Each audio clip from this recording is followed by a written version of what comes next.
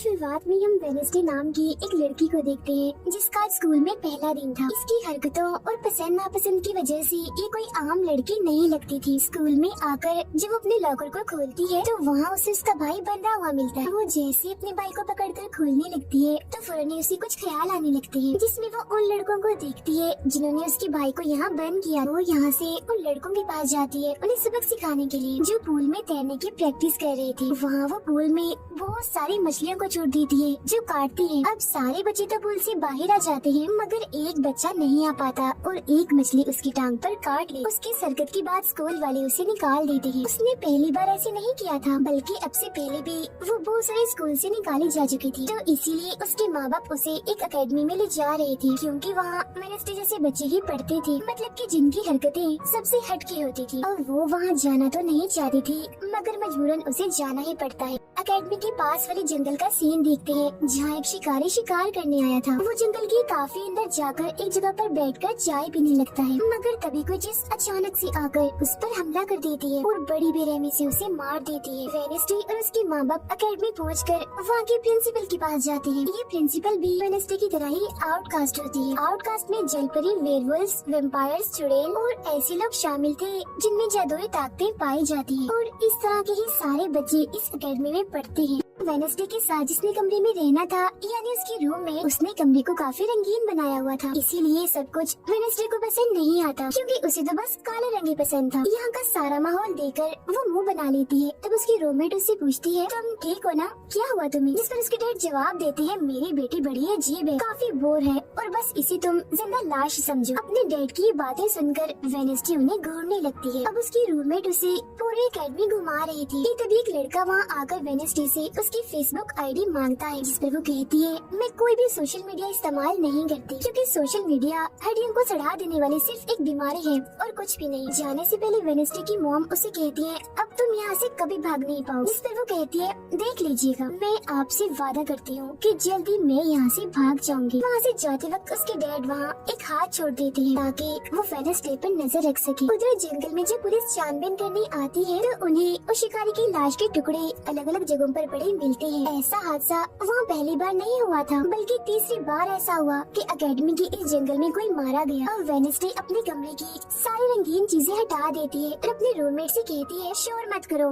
कमरे में शांति बनाओ, क्योंकि ये मेरे नॉवल लिखने का वक्त। मगर वो तो गाना लगाकर डांस करने लगती है, जिससे वेनेसडे को गुस्सा आ गया था और वो उसे गाना बंद करने को कहती है। तो वो रूममेट अपने पंजे दिखाकर उसे डराने लगती है, क्योंकि वो थी एक वेयरवुल्फ, मतलब कि आधी इंसान और आधी वुल्फ। तभी इधर एक टीचर आती है जो काफी अच्छी थी और वो वेनेसडे को वेलकम के तौर पर एक फूल गिफ्ट देती। अब अगले दिन जब वेनेसडे कहीं जा रही थी तो उसके डैड का छुड़ा हुआ वो हाथ छुप छुप कर उसे देख रहा था और फिर तभी उसके ऊपर एक स्टैचू गिरने वाला था, मगर बिल्कुल ठीक वक्त पर एक लड़का जिसका नाम जेवियर है उसे बचा लेता। लेकिन इस हड़बड़ी में वो बेहोश हो गई थी और जब उसे होश आती है तो बजाय जेवियर का शुक्रिया अदा करने के वो उसे कहती है कि मुझसे ये उम्मीद मत रखना कि मैं तुम्हारी शुक्रगुजार रहूंगी, क्योंकि तुमने मुझे बचाकर गड़बड़ कर दी, मेरी इतनी अच्छी मौत को टाल दिया। तब जेवियर कहता है, मैं तुम्हें काफी पहले से जानता हूँ, जब हम 10 साल के थे तब हमारी मुलाकात हुई थी, हम दोनों खेल रहे थे तो मैं जाकर एक ताबूत में छुप गया, लोग मुझे जलाने ही वाले थे मगर तुमने मेरी जान बचा ली और आज मैंने तुम्हारी जान बचाकर हिसाब बराबर कर। वेनेसडे जब अपने कमरे में आती है तो उसे अपने बेड पर कुछ महसूस होता है। वो जैसे बिस्तर हटाती है तो वहाँ उस हाथ को देखकर फौरन उसे पकड़ लेती है और पूछती है, तुम कौन हो और यहाँ क्या कर रहे हो? जिस पर वो कहता है, मुझे तुम्हारे डैड ने तुम पर नजर रखने को कहा है, वही मुझे यहाँ पर छोड़ कर गए हैं। और वो उसे कहती है,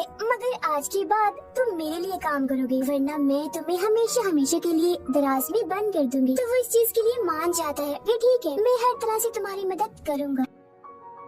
अगले दिन प्रिंसिपल वेनेसडे को एक दिमागी डॉक्टर के पास ले जाती है, क्योंकि उन्हें भी ऐसा महसूस हुआ था कि वेनेसडे का दिमागी तवाज़ुन कुछ ठीक नहीं है। मगर वो वहाँ कोई बहाना बनाकर हाथ की मदद से खिड़की खोलती है और वहाँ से भाग जाती। भागते हुए वो एक आदमी से टकरा जाती है, जिससे फौरन उसे ख्याल आता है, जिसमें वो देखती है कि इस आदमी का अभी एक्सीडेंट होने वाला है, जिसमें वो मर गया है बड़ी बेरहमी से। मगर वो इस बारे में उस आदमी को कुछ नहीं बताती, क्योंकि उसे खून खराबा बहुत पसंद। वो एक होटल में जाती है है जहाँ उसकी मुलाकात एक वेटर से होती है। वो काफी परेशान दिख रहा था क्योंकि उसकी कॉफी मशीन खराब हो गई। वेडनेसडे उसे कहती है, मैं तुम्हारी कॉफी मशीन ठीक कर सकती, लेकिन इसके बदले तुम्हें मुझे स्टेशन पर छोड़ना होगा, जिसके लिए वो मान भी जाता है और वेडनेसडे उसकी मशीन ठीक कर देती है। जिसमें वो कहता है, बस थोड़ा सा इंतजार करो, मेरी शिफ्ट खत्म होने वाली है, फिर हम चलते हैं। और वेडनेसडे जब वहाँ बैठी इंतजार कर रही थी कि तभी कोई शरारती लड़की आकर उसे परेशान करने लगती है, जिससे उसे गुस्सा आ गया था और वो और लड़कों को अकेले ही काफी मारती है और अच्छा सबक सिखाती है। अब इतनी ही देर में उस वेटर के डैड जो एक पुलिस ऑफिसर थे वहाँ आ जाते हैं। तोड़फोड़ देखकर जब वो अपने बेटे से इस बारे में पूछते हैं तो वो कहता है, कुछ नहीं, बस वो लड़के कस्टमर्स को परेशान कर रहे थे, तो इसने उन्हें अच्छा सबक सिखा दिया। तभी यहाँ अकेडमी की प्रिंसिपल भी आ जाती है, उनसे सॉरी बोलकर वेडनेसडे को यहाँ से ले जाती है। रास्ते में वो उस पर काफी गुस्सा करती है कि आखिर तुमने कैसे अकेडमी से भागने की कोशिश की। तभी उन्हें रास्ते में एक एक्सीडेंट हुआ नजर आता है जो उसी आदमी का था जिससे वेडनेसडे टकराई थी, जो देख प्रिंसिपल घबरा जाती है। कहती है, मेरी दुआ है ड्राइवर को कुछ न हुआ हो। जिस पर वेडनेसडे कहती है, वो तो मर गया है और उसकी गर्दन भी टूट गई है। फिर अकेडमी में आने के बाद वेडनेसडे गिटार बजाने लगती है। वो काफी अच्छा बजा रही थी, जिसकी धुन प्रिंसिपल के साथ साथ काफी बच्चों को भी पसंद आती। रूममेट जब कमरे में आती है तो उसकी नजर हाथ पर पड़ती है, जिस बारे में वो वेडनेसडे से पूछती है कि ये क्या चीज है, जिस पर वो जवाब देती है कि ये हमारी एडम फैमिली का एक मेंबर है। अब हम एक अनजान लड़के को देखते हैं जो लाइब्रेरी में जाकर एक किताब से एक सफा फाड़ लेता है जिस पर एक तस्वीर बनी हुई। उधर हाथ मीटर के घर पहुंच जाता है, जिसे देख वो काफी डर गया था और उसे मारने लगता है। फिर हाथ उसे बैठने का इशारा करके उसे वेडनेसडे का नंबर देता है और उसे फोन करने का कहता है। फिर जब वेटर उसे कॉल करता है तो वो कहती है कि हमारे अकेडमी में एक त्योहार मनाया जाने वाला है जहाँ सभी बच्चे आएंगे, मैं वहाँ से भागने वाली हूँ और अगर तुम मुझे स्टेशन तक पहुँचा दोगे तो मैं तुम्हें काफी अच्छा इनाम दूंगी। जिस पर वो वेटर मान भी जाता है। जब वो त्योहार में जाती है तो देखती है कि प्रिंसिपल की नजर मुझ पर ही है, इसीलिए वो एक आदमी को पैसे देकर प्रिंसिपल का ध्यान भटकाने का कहती है। अब वेटर वहाँ आकर वेडनेसडे के जाने से पहले उसे उसके डैड का एक पुलिस रिकॉर्ड तोहफे में देता है जो उसने अपने डैड की फाइल्स में से चुराया था, क्योंकि उसके डैड एक पुलिस ऑफिसर जो थे। अब उस रिकॉर्ड को लेकर जैसे वो यहाँ से जाने लगती है तो तभी वो उस लड़के से टकरा जाती है जिसने बुक में से तस्वीर को फाड़ा था। टकराते ही वेडनेसडे को उस लड़के की मौत के ख्याल आने लगते हैं कि वो थोड़ी देर में मरने वाला है, जो बहुत ही भयानक थी। वो लड़का जंगल की तरफ जाने लगता है तो वेडनेसडे भी उसके पीछे जाती है और कहती है, रुक जाओ, जंगल में मत जाओ, तुम्हारी जान को खतरा है, तुम मर जाओगे। मगर तभी वो उसे अपने जादू से उड़ाकर पेड़ पर लगा देता है और कहता है, खतरा मुझे नहीं तुम्हें है, बल्कि तुम खुद ही खतरा हो और मैं सब लोगों को तुमसे बचा रहा हूँ। उस दिन स्टैचू को मैंने ही तुम्हारे ऊपर गिराया था। जिसके बाद वो उसे एक तस्वीर दिखाता है और कहता है, इस तस्वीर में तुम ही हो जिसे मेरी मॉम ने 25 साल पहले बनाया था और ये उस वक्त की बात है जब वो इस अकेडमी में पढ़ती थी। मरने से पहले उन्होंने कहा था कि इस लड़की यानी तुम्हें मुझे रोकना होगा, नहीं तो तुम इस अकेडमी के साथ साथ पूरी दुनिया को ही तबाह कर दोगी। वो बस वेडनेसडे को मारने ही वाला था कि तभी एक बड़ा सा मॉन्स्टर आकर उस पर हमला कर देता है और बड़े ही बेरहमी से उसे मार देता है। इसके बाद हम वेडनेसडे को उसके कमरे में देखते हैं क्योंकि उसने यहाँ से भागने के इरादे को खत्म कर दिया था, क्योंकि अब उसके दिमाग में बहुत सारे सवाल थे, जैसे कि मैं इस दुनिया के लिए खतरा कैसे हूँ, एक मॉन्स्टर ने आखिर मेरी जान क्यों बचाई, और साथ ही उसके डैड के खिलाफ पुलिस रिपोर्ट जिसमें उसके डैड के ऊपर एक कत्ल का इल्जाम था। अब अगले दिन पुलिस ऑफिसर वहाँ आते हैं क्योंकि वेडनेसडे ने ये रिपोर्ट लिखवाई थी कि उस अनजान लड़के की मौत मैंने अपनी आंखों से होती हुई देखी जंगल में। मगर पुलिस को वहाँ ना कोई लाश मिलती है और ना ही कोई ठोस सबूत। तो वेडनेसडे से पूछते हैं कि आखिर तुम इतनी रात को जंगल में कर क्या रही थी। इस पर वो कहती है, मैंने जंगल में उस लड़के को जाते हुए देखा था और जब मैंने उसका पीछा किया तो देखा कि एक मॉन्स्टर ने आकर उसे मार दिया है, जिसके बाद में बेहोश हो गई। तो फौरन प्रिंसिपल पुलिस ऑफिसर से कहती है, उस लड़के का कोई कत्ल नहीं हुआ, वो जिंदा है, बस यहाँ से भाग गया है, इसीलिए आपको वेडनेसडे की बातों का यकीन नहीं करना चाहिए। अक्सर इसे इस तरह के दौरे पड़ते रहते, हम इसका इलाज करवा रहे हैं, जल्दी ये ठीक हो जाएगी। फिर जब प्रिंसिपल वहाँ से जाती है तो वो ऑफिसर से कहती है कि जंगल में कोई तो है जो सबको मार रहा है और उसी ने उस लड़के को भी मारा है। मगर तभी वहाँ वो लड़का आ जाता है जो जिंदा था और बिल्कुल सही सलामत भी। अब अगले दिन जब वेडनेसडे को डॉक्टर के पास ले जाया जाता है तो वो उससे पूछती है कि क्या तुमने ये अफवाह इसलिए फैलाई कि सभी की तवज्जो तुम पर हो जाए, यानी कि तुमने उस लड़के की मौत होते हुए देखा। जिस पर वो कहती है मैं जानती हूँ मैंने क्या देखा है, ओके मुझे तुम्हें बताने की कोई जरूरत नहीं। अगले दिन उसे पता चलता है कि उसी लड़के को बगैर किसी वजह से एकेडमी से निकाला जा रहा है, इसीलिए वो अपने साथी उस साथ को उस लड़के के पीछे लगा देती है। अब प्रिंसिपल के कहने पर वेडनेसडे एक एक्टिविटी में हिस्सा लेती है, जिस मकसद के लिए वो क्लब ज्वाइन करती है, जहाँ उसके साथ सिर्फ एक ही लड़का था जिसके साथ उसकी दोस्ती हो जाती है। जब हाथ उस लड़के के पीछे जाता है तो देखता है कि वो अपना रूप बदल रहा है, जहाँ पहले वो एक बुरा इंसान और फिर एकेडमी के प्रिंसिपल का रूप ले लेता है। जिसके बाद हाथ आकर ये सारी बात वेडनेसडे को बता देता है। अब जब क्लास शुरू होने वाली थी तो जेवियर उसे कहता है कि मेरी साथ वाली सीट खाली है तो तुम यहाँ बैठ जाओ, तो वो उसके साथ आकर बैठ जाती है। जेवियर यहाँ मकड़ी की तस्वीर बना रहा था और फिर अपने जादू से वो उसे जिंदा भी कर देता है, मगर एक ही झटके में वेडनेसडे उसे मार देती है और उसकी राख उड़ा देती है। अब एक लड़की जो काफी बदतमीज थी और विलन भी थी, उसकी और वेडनेसडे के बीच काफी बहस हो जाती है, क्योंकि दोनों ही एक दूसरे से काफी चिढ़ती थी, एक दूसरे को जरा भी पसंद नहीं करती थी। फिर इसके बाद वेडनेसडे अपनी जगह अपनी रूममेट को उस क्लब में भेज देती है, जहाँ वो एक्टिविटी की प्रैक्टिस कर रही थी, और खुद वो अकेले ही चली जाती है एकेडमी की उस जंगल में मॉन्स्टर को ढूंढने के लिए। वेडनेसडे को वहाँ उस अनजान लड़के का टूटा हुआ चश्मा भी मिलता है, वही अनजान लड़का जिसे मॉन्स्टर को मारता हुआ इसने देखा था। और अब जैसे ही वो इस चश्मे को छूती है तो लाइब्रेरी में उसे वहाँ एक किताब भी दिखती है, तो वो उस किताब को खोजने लाइब्रेरी में चली जाती है, मगर उसे वहाँ उस तरह की कोई भी किताब नहीं मिलती। जिसके बाद वो चुपके से जेवियर के कमरे में चली जाती है, क्योंकि वो लड़का और जेवियर एक ही कमरे में रहते थे। वेडनेसडे और हाथ यहाँ पर उस किताब को ढूंढ रहे थे, मगर तभी यहाँ जेवियर आ जाता है, जिस वजह से वो बेड के नीचे छुप जाते हैं। तभी जेवियर के पास वो विलन लड़की भी आती है और उसे कहती है तुम मुझसे क्यों नाराज हो, अच्छा गुस्सा छोड़ो सुलह कर लो, जिस पर वो मना कर देता है। अब उसके इनकार पर विलन लड़की को लगने लगता है कि ये सब वो वेडनेसडे की वजह से कर रहा है, इसीलिए वो कहती है कि कल मैं वेडनेसडे समेत तुम्हारे सभी साथियों की कश्तियों की धज्जियां उड़ाने वाली हूँ। बेड के नीचे छुपे वेडनेसडे और हाथ भी उसकी ये बात सुन लेती। कमरे में वापस आने के बाद वेडनेसडे अपने रूममेट से कहती है कि कल जो कश्तियों की रेस होने वाली है मैं भी उसमें हिस्सा लूँ, और कुछ भी हो जाए उस घमंडी लड़की यानी विलन को मैं हरा कर ही रहूंगी। अब अगले दिन जब रेस शुरू होती है तो बताया जाता है कि इस मुकाबले का कोई भी असूल कानून नहीं है, जो भी टीम सबसे पहले गुफा में जाकर झंडे को लाएगी वही टीम जीत जाएगी। जिसके फौरन बाद गेम शुरू हो जाती है और विलन भी अपनी चालें चलना शुरू कर देती। वो अपने एक जलपरी साथी की मदद से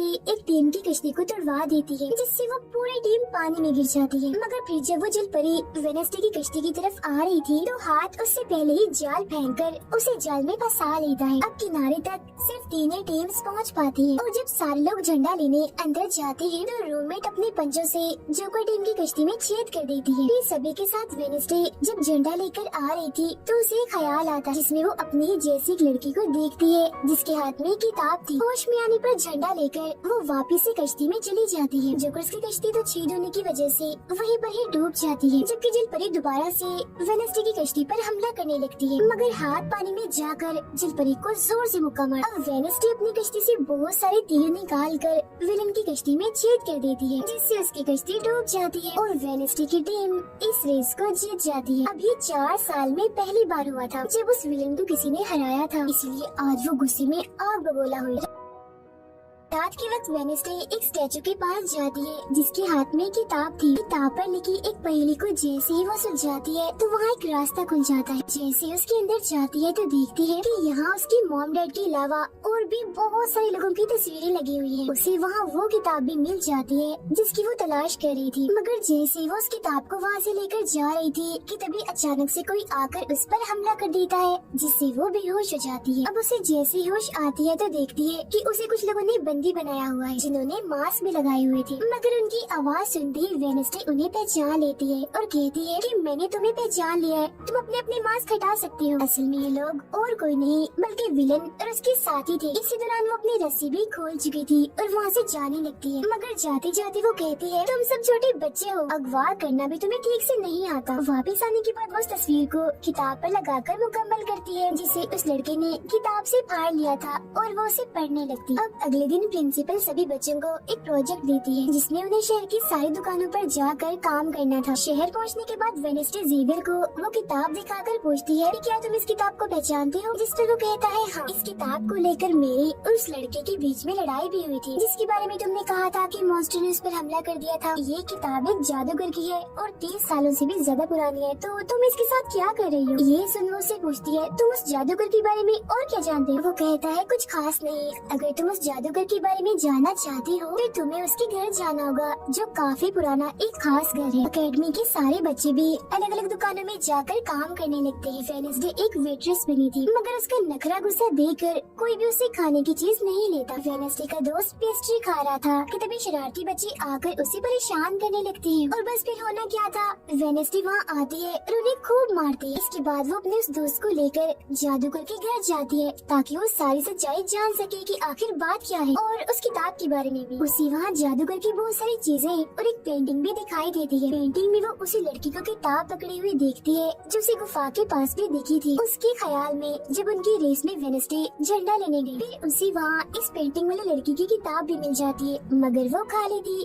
क्योंकि वो नकली थी। इतनी ही देर में वहाँ एक औरत आती है तो वेडनेसडे उसे असली किताब के बारे में पूछती है, जिस पर वो कहती है कि वो किताब तो चोरी हो गई थी और इस वक्त तुम जहाँ खड़ी हो ये भी उस जादूगर का असली घर नहीं है। इसके बाद वेडनेसडे वेटर से मिलने उसकी होटल जाती है और उससे जादूगर के असली घर के बारे में पूछती है, तो वो उसे असली घर के बारे में बता भी देता है, जहाँ से वेडनेसडे अकेले उस घर में चली जाती। वहाँ उसे एक बूढ़ा आदमी मिलता है जो उसे कहता है, ये मेरी जगह है, मेरा घर है, निकलो यहाँ से। तब ये सुन वेडनेसडे का साथी वो हाथ उसके मुंह पर ही हमला कर देता है, जिससे डरकर वो आदमी वहाँ से भाग जाता है। और वेडनेसडे को यहाँ से कुछ नहीं मिलता, इसीलिए वो यहाँ से जाने लगती है। मगर जब वो दरवाजे से बाहर जाती है तो फौरन उसे ख्याल आता है, जिसमें वो देखती है कि वो जादूगर एक लड़की को चुड़ैल साबित करके इस घर में बंद कर देता है, जहाँ उससे पहले और भी बहुत सारे लोग बंधे हुए थे। ये सारे लोग आउटकास्ट के थे, यानी कोई वेम्पायर था, कोई जलपरी, कोई वेयरवुल्फ तो कोई चुड़ैल। इसीलिए जादूगर इन सबको शैतान समझता था। इस तरह के सभी लोगों को यहाँ कैद करने के बाद वो इस पूरे घर में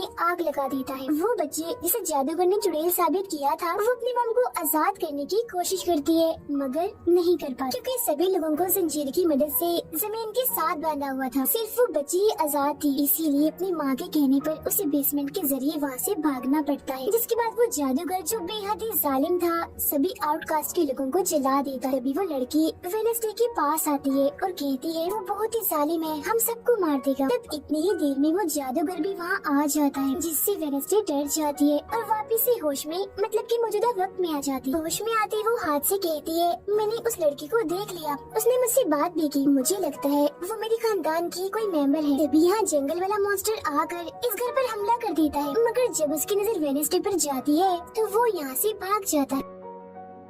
वेडनेसडे और हाथ उसका पीछा करते हैं, मगर देखते हैं कि मॉन्स्टर के कदमों के निशान तो इंसानी पैरों के निशान में बदल गए। अगले दिन उस जादूगर की मूर्ति को इज्जत के तौर पर एक जगह पर लगाया जाने वाला था, क्योंकि शहर के लोग तो उसे अपना हीरो ही मानते थे। और आज वेडनेसडे को वहाँ गिटार बजाने के लिए बुलाया गया था, लेकिन वो लोग जैसे मूर्ति लगाकर अपना काम करने लगते हैं तो तभी वो हाथ नीले फेंक कर मूर्ति को आग लगा देता है, क्योंकि वेडनेसडे के कहने पर उसने पहले ही मूर्ति पर पेट्रोल डाल दिया था। आग देखकर सारे लोग वहाँ से भाग जाते हैं, मगर वेडनेसडे अभी भी वहाँ बैठी गिटार बजा रही होती है। साथ ही वो मूर्ति को जलता हुआ देखकर खुश भी हो रही थी। अब प्रिंसिपल को वेडनेसडे पर ही शक था, मगर उसके खिलाफ प्रिंसिपल के पास कोई सबूत नहीं था। अब जादूगर के जिस पुराने घर में वेडनेसडे गई थी, जहाँ वो बूढ़ा आदमी था, वो अभी भी वही रुका हुआ था। मगर तभी वो मॉन्स्टर वहाँ आता है और उस बूढ़े आदमी पर हमला कर देता है। लेकिन मरते मरते वो बूढ़ा आदमी मॉन्स्टर की 2-3 तस्वीरें अपने कैमरा में बना ही लेता है। पुलिस को जब ये खबर मिलती है तो फौरन छानबीन करने पहुँच जाती है, जहाँ उन्हें बूढ़े आदमी के कैमरा से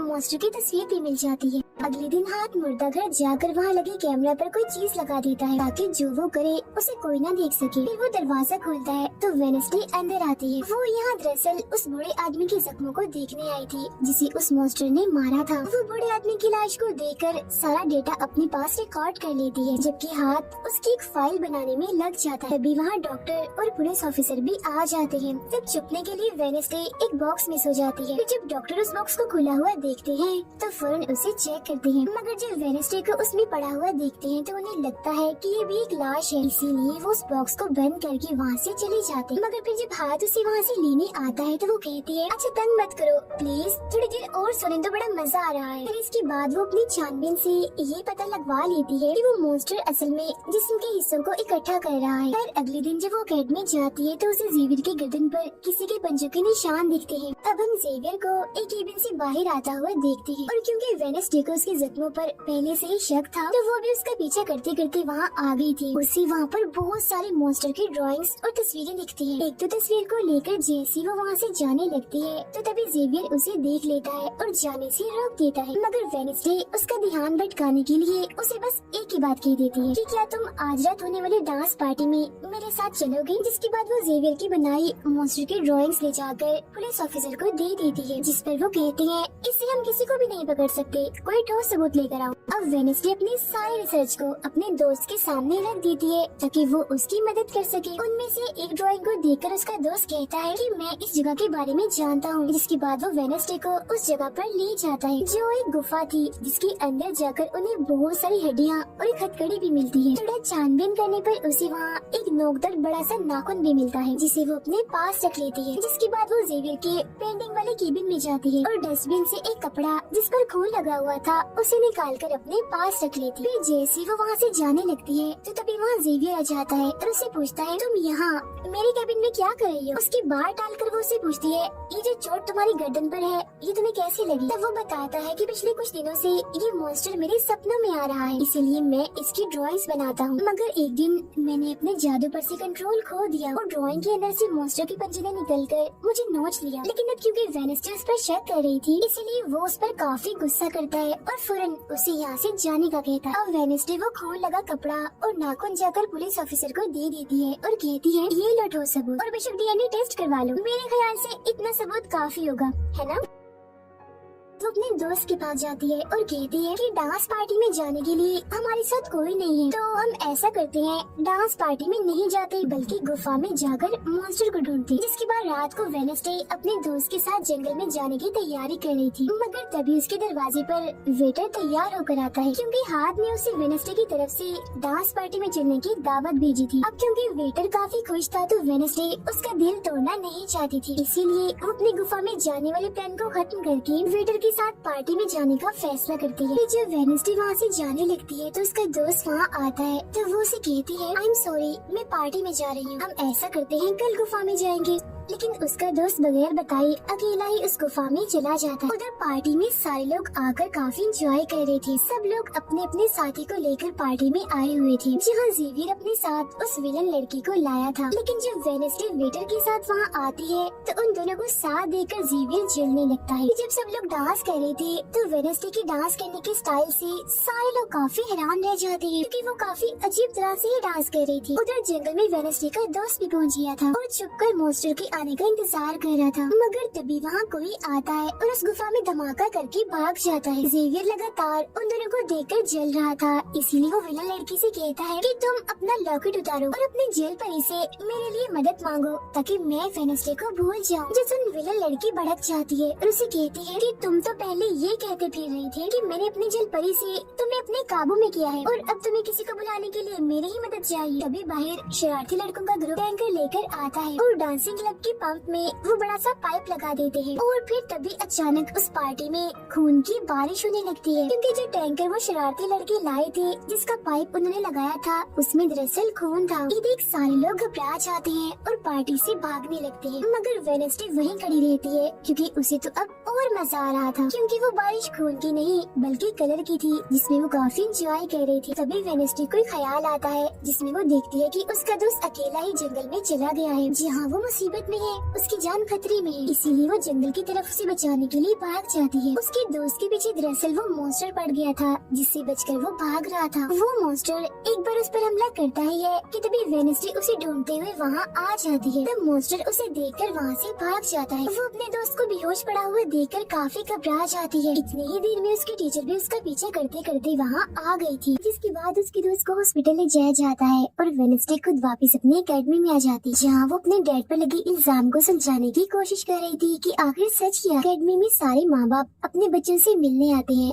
क्योंकि आज मीटिंग थी। प्रिंसिपल सबको बताती है कि वेडनेसडे के दोस्त की हालत में सुधार हो रहा है, कुछ दिन के बाद ठीक होकर वो वापस आ जाएगा। मगर दूर खड़ी वेडनेसडे अपने रूममेट को बताती है कि ये झूठ है, वो तो कोमा में है बेचारा। तभी यहाँ दोनों के माँ बाप आ जाते हैं और ये उनसे मिलने चली जाती है। वेडनेसडे अपने मॉम डैड को बताती है कि जब से आपने मुझे यहाँ छोड़ा है मेरे ऊपर बहुत सारे हमले हुए हैं, अब इन सभी को अपनी अपनी फैमिली सामने से मिलता हुआ दूर खड़े जेवियर और विलन लड़की देख रहे हैं, क्योंकि उनके मॉम डैड आज भी नहीं आए और विलन लड़की सुधर गई होती है। साथ ही उसके जेवियर के साथ दोस्ती भी हो गई थी, तो अब से हम उसे जेवियर की दोस्त कहें। तब इतनी ही देर में उसकी मॉम भी इधर आ जाती है, जिसे देखकर वो काफी हैरान थी। वेडनेसडे के माँ बाप प्रिंसिपल से मिलते हैं तो वो कहती है कि वेडनेसडे काफी अजीब तरह से सबसे पेश आती है, इसे डॉक्टर के पास ले जाए इलाज करवाने के लिए। अब इससे पहले वहाँ उसके माँ बाप कुछ कहते, फौरन वो बोल पड़ती है कि रुकिए जरा डैड, मैं आपसे कुछ पूछना चाहती हूँ। ये देखिए एक लड़का जिसका नाम गैरेट है, इसके कत्ल का इल्जाम आपके सर पर क्यों है और ये कौन था? तो वेडनेसडे की मॉम उसे कुछ भी बताने से इनकार कर देती है। तो वो अपनी मॉम को ये कहकर यहाँ से चली जाती है कि मत बताइए, बाकी सबूत मैं खुद ढूंढ लूँ। वो सीधा जाती है हॉस्पिटल अपने दोस्त से मिलने, जहाँ उसका ख्याल वेडनेसडे का साथी हाथ रख रहा था। अब पता चलता है कि डॉक्टर ने अपनी जान ले ली है और ये डॉक्टर वही था जिसकी मुर्दा खाने से वेडनेसडे बूढ़े आदमी की लाश को देखने आई। मरने से पहले डॉक्टर ने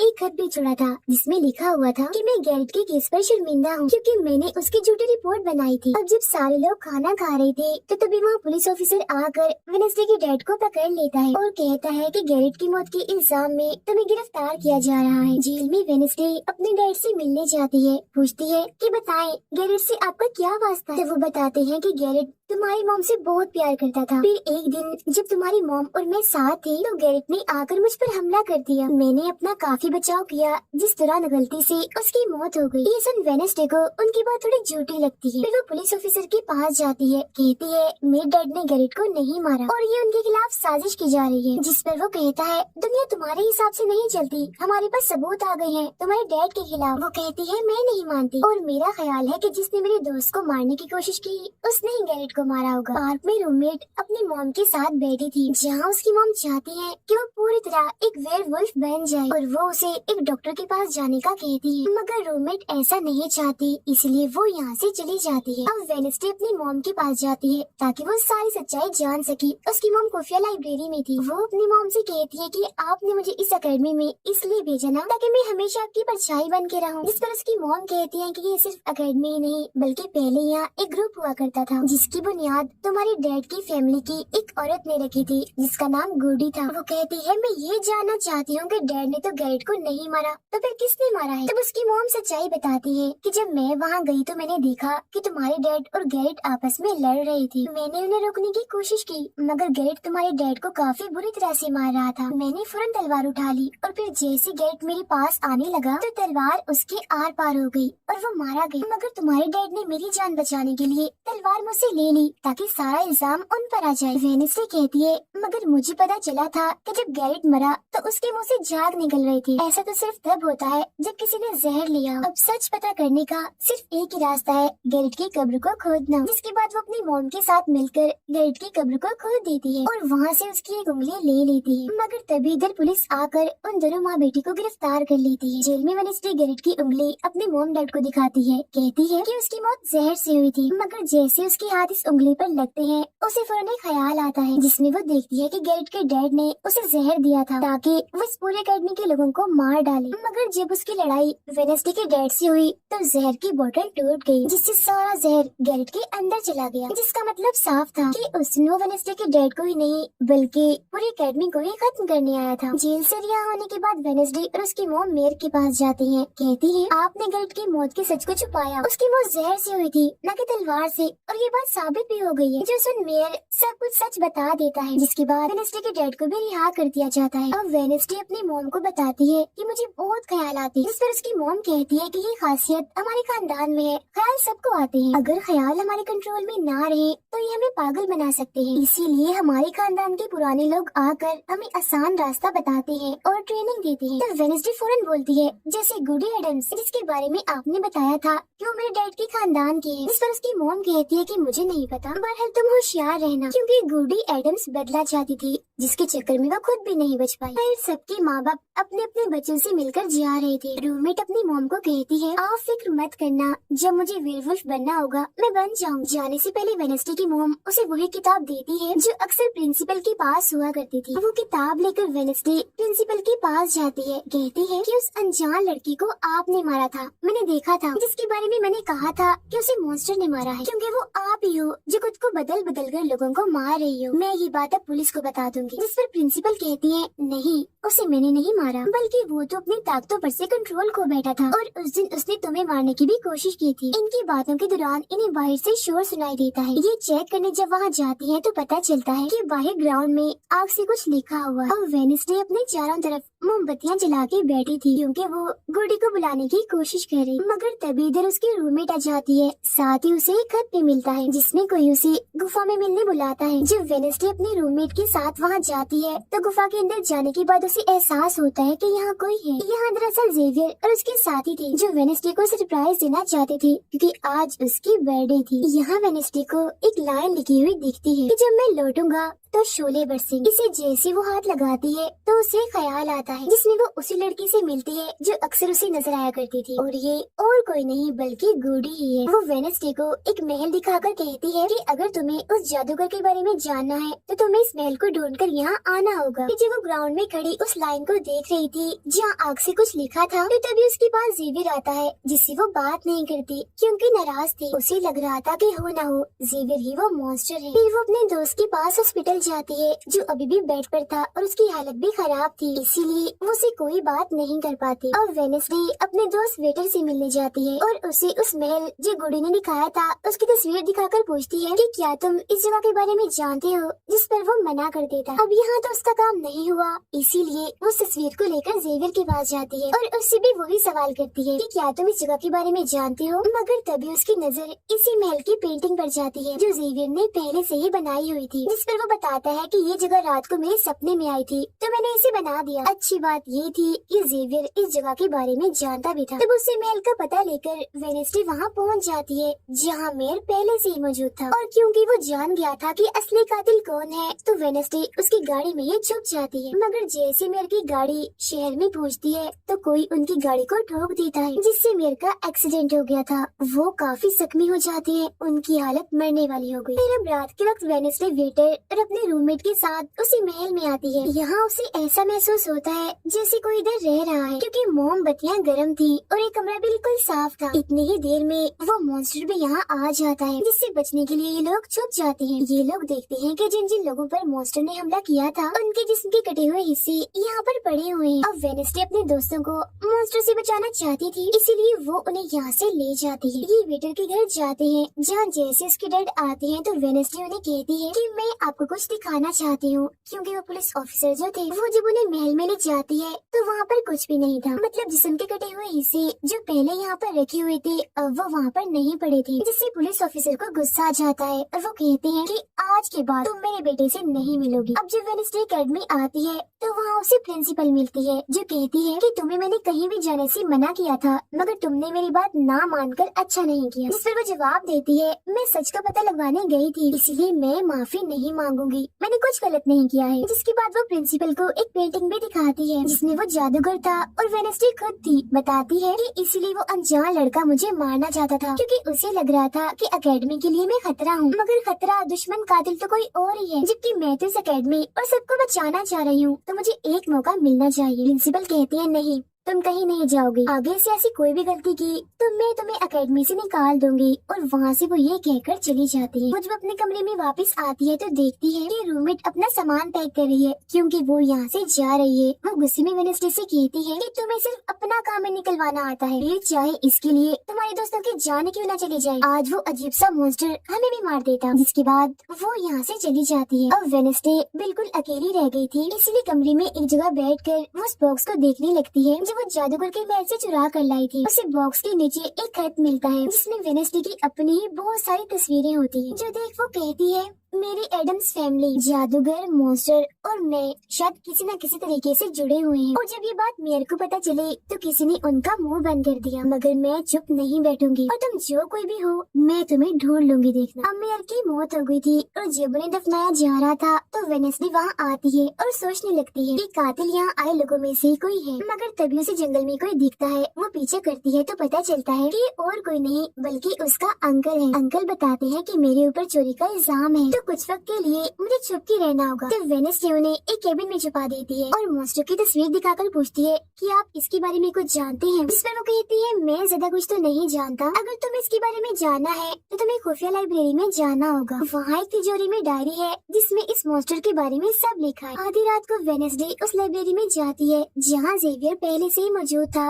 तभी उसे कहती है जहाँ जहाँ मॉन्स्टर से हमला हुआ है वहाँ तुम पाए गए हो, तो हो ना हो मॉन्स्टर तुम ही हो। मगर वो उसकी बात को अनसुनी करके यहाँ से चला जाता है। तभी इधर उसके अंकल आते हैं। ये मिलकर डायरी को ढूंढ लेते हैं जिसमें इस मॉन्स्टर के बारे में सब कुछ लिखा था कि ये मॉन्स्टर किसी के कंट्रोल में भी आ सकता है और फिर बस ये अपने मालिक के कहने पर ही काम करता है। रात के वक्त वो अपने साथी हाथ को कहती है कि मैं वेटर से मिलने जा रही हूँ, तब तक तो मेरी डायरी का ख्याल रखना। ये जब वेटर के साथ गुफा के अंदर जाती है तो देखती है कि यहाँ उसने गुफा को सजाया हुआ है क्योंकि वो उसे शादी के लिए पूछने वाला था। वापिस आकर वेनेसडे देखती है कि उसके कमरे का सारा सामान इधर उधर बिखरा पड़ा है और उसकी डायरी कोई चुरा कर यहाँ से ले गया है। फिर जैसे वो अपने साथी हाथ को देखती है तो घबरा जाती है क्योंकि उसकी हथेली में किसी ने चाकू आर पार कर दिया था और अब उसमें जान नहीं थी, वो मर गया था। फिर वो हाथ को लेकर जल्दी से अपने अंकल के पास आती है और दुखी होती हुई कहती है प्लीज अंकल कैसे भी करके हाथ को जिंदा कर दीजिए। तब अंकल बार बार बिजली के झटके उसे देते हैं जिससे वो जिंदा हो जाता है। वो उसे पूछती है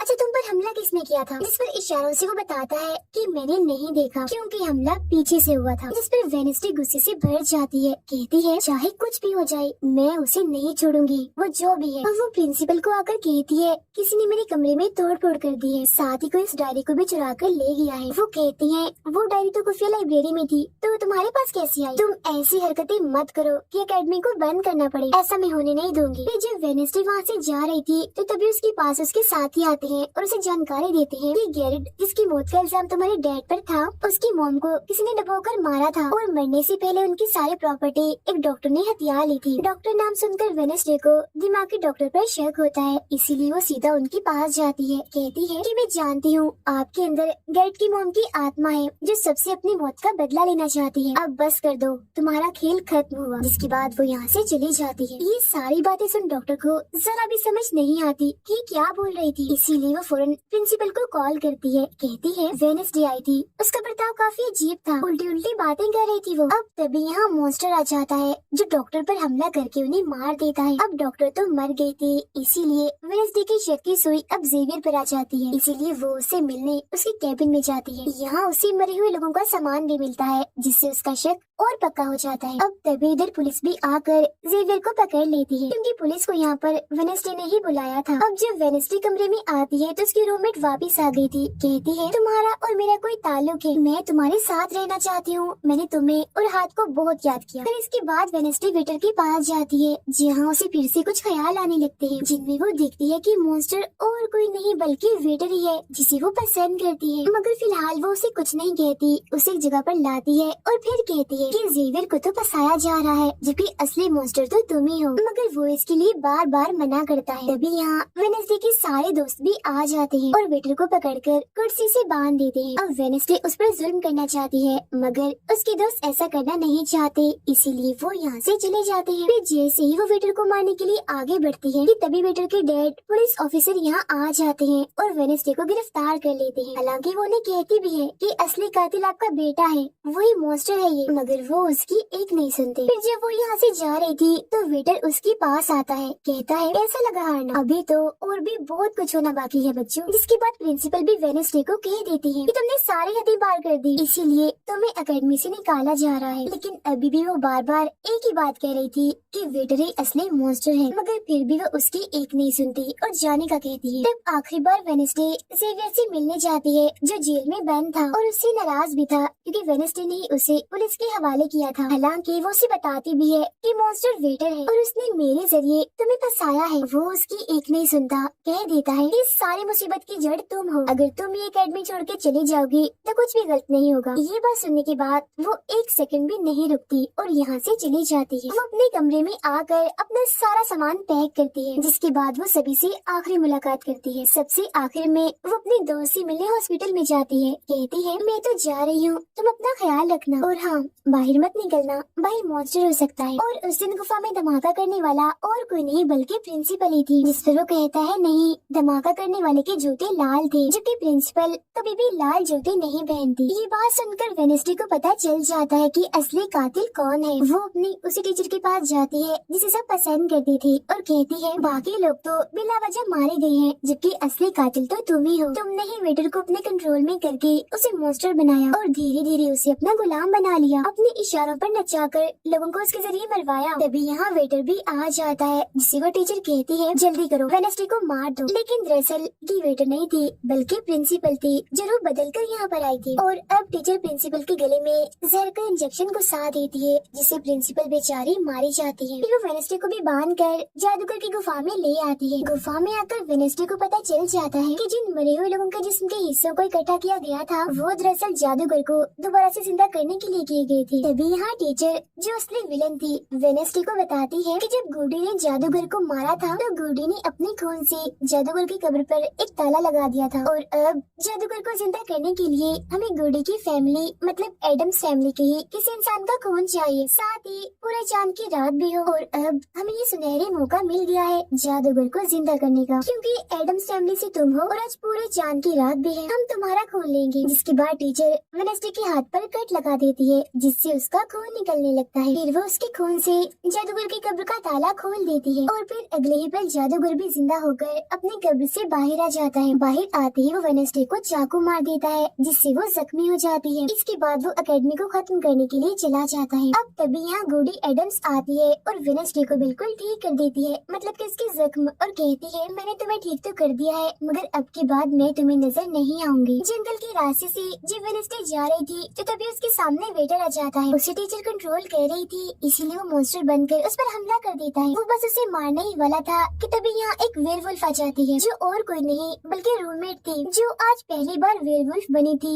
वो भी सिर्फ वेडनेसडे को बचाने के लिए। यहाँ वेयरवुल्फ और मॉन्स्टर के बीच काफी खतरनाक लड़ाई होती है जिसमें वेयरवुल्फ मॉन्स्टर पर भारी पड़ रही थी और उसे काफी मारती है, अच्छा मजा चखाती है। इसके बाद वेडनेसडे जादूगर से लड़ने उसे रोकने के लिए एकेडमी में आ जाती है जहाँ वेडनेसडे को बचाने के लिए जेवियर पहुँच जाता है। अब जैसे जादूगर जेवियर को मारने वाला था तो तभी सामने वेडनेसडे आ गई थी और वो बेचारी खुद जख्मी हो जाती है, मगर फिर भी वो जेवियर को कहती है कि तुम यहाँ से जाओ और बाकी एकेडमी वालों को बाहर निकालो क्योंकि ये हम जैसे आउटकास्ट के लोगों को नहीं छोड़ेगा। जिसके बाद वो फिर से खड़ी हो जाती है, उसके हाथ में तलवार भी थी जिसकी मदद से वो जादूगर से लड़ती है, मगर जादूगर काफी ताकतवर था इसीलिए वो उसके सामने नहीं टिक पाती। वो बस उसे मारने ही वाला था कि तभी इधर जेवियर की दोस्त आकर जादूगर का ध्यान भटका देती है, जिस दौरान मौका देकर वेडनेसडे उठती है और तलवार के एक टुकड़े को जादूगर के दिल के आर पार कर देती है, क्योंकि ऐसा उसे गुडी एडम्स ने करने को कहा था। जी हाँ, जादूगर एक बार फिर से मर जाता है और उसका जिस्म जलने लगता है और राख बनकर उठ जाता है। जादूगर के मरते ही यहाँ वो टीचर आ जाती है जिसके हाथ में गन थी जिसे वो वेडनेसडे पर तान देती है क्योंकि वो उसे मारना चाहती है, मगर तभी यहाँ वेडनेसडे का दोस्त भी आ गया था जिसके पास बहुत सारी मधुमक्खियाँ थी। वो उन सभी मधुमक्खियों को टीचर पर छोड़ देता है जिससे उसका भी काम तमाम हो जाता है। जब वेडनेसडे अपने मिशन में कामयाब होकर बाहर आती है जहाँ सारे लोग खड़े थे तो वो वहाँ अपने रूममेट को भी देखती है जो अब वेयरवुल्फ से अपने असली रूप में आ गई थी। यहाँ वो दोनों पहली बार गले मिलती है, मगर हैरत अब वेडनेसडे को कोई भी ख्याल नहीं आ रहा था। कुछ वक्त के बाद वेडनेसडे अपना नॉवल भी पूरा कर लेती है, मगर वो इसका एंड नहीं करती, यानी कि उसे खत्म नहीं करती और आगे बस एक सवालिया निशानी छोड़ देती है। वो जेवियर से मिलने जाती है जहाँ वो उसे गिफ्ट देता है जिसमें मोबाइल था। वो इस गिफ्ट को ले तो लेती है मगर कुछ नहीं कहती और वहाँ से चली जाती है। फिर जब वो अपनी गाड़ी में थी तो उसके पास मैसेज आता है जिसमें उसकी कुछ तस्वीरें थी और साथ ही ये मैसेज भी था कि मैंने तुम पर नजर रखी हुई है, जिससे वो सोच में पड़ जाती है कि टीचर तो मर गई है मगर अब उसके बाद ही कौन है जो सब कर रहा है। इसी सोच में वो अपने घर के लिए निकल जाती है। जिसके बाद हम पुलिस की गाड़ी को देखते हैं जिसमें वो वेटर को बांधकर कहीं ले जा रही थी क्योंकि उन्हें भी पता चल गया था कि यही असली मॉन्स्टर है, इसे बस कोई कंट्रोल करता है। मगर तभी अचानक से वेटर दोबारा मॉन्स्टर बन जाता है और सभी पुलिस वालों को मार देता है। जिसका मतलब ये था कि टीचर की तरह अभी भी कोई है जो इसे कंट्रोल कर रहा है और वो लोगों को मरवाता रहेगा इसके जरिए। और ये अनजान इंसान वही हो सकता है जिसने वेडनेसडे को मैसेज किया, यानी कि अभी भी कोई है जो एकेडमी को बंद करवाने में लगा है और मॉन्स्टर के जरिए खून खराबा कत्ल होना आम ही रहेगा। और इसी के साथ ही ये सीजन इधर ही खत्म हो जाता है।